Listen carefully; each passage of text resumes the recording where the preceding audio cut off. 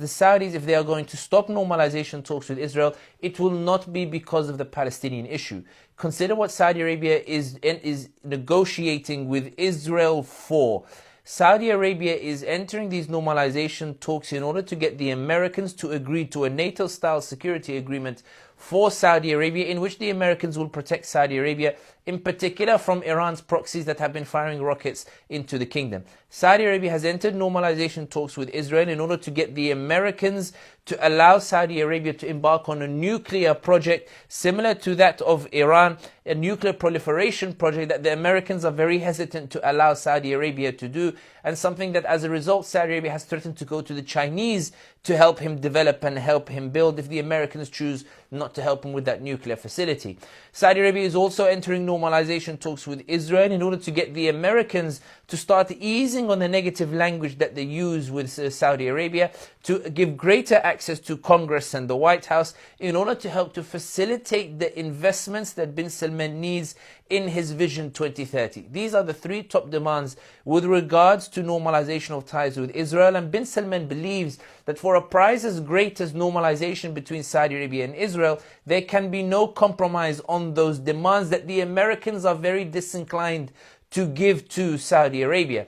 The Palestine issue is relevant only insofar as bin Salman needs something to temper the backlash to any normalization between Saudi Arabia and the Israelis.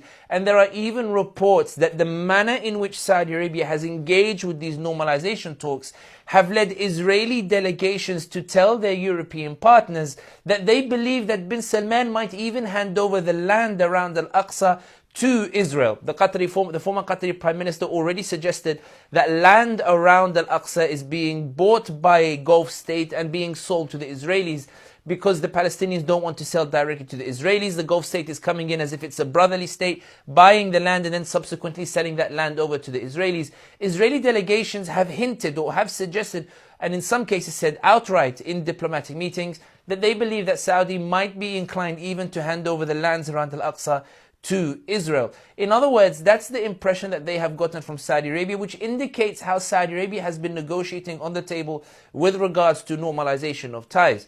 But if you think that this is all just analysis, consider what Saudi Arabia has done without normalizing ties with Israel. Consider what Saudi Arabia has given to Israel without officially normalizing ties with Israel. Saudi Arabia has allowed official Israeli delegations to enter the kingdom for the first time to attend official events. Last week at a UNESCO event, Israeli officials were allowed to enter with Israeli passports under the Israeli flag to take their seat at the table representing Israel in the Saudi kingdom itself. Saudi Arabia has allowed Israeli national anthem to be raised and sung in Saudi Arabia at official sports tournaments. Israeli teams have been allowed to participate with their official passports, with their Israeli passports, have been allowed to participate in sports competitions in the kingdom. Saudi Arabia has allowed Saudi airspace to be used for flights to and from Israel, and allowed Israeli airlines to use Saudi airspace to cross over to go to other destinations. Previously, Israel had to go around. Saudi Arabia has also hosted Netanyahu reportedly three times. Saudi, of course, have denied it. Israel officials or Israel Prime Minister Office has denied it. But Benny Gantz and other officials have rebuked newspapers that have, in their words, leaked the details of the secret meeting between Netanyahu and between Mohammed bin Salman in Saudi Arabia, leaked the details of the secret flights of Netanyahu to Saudi Arabia.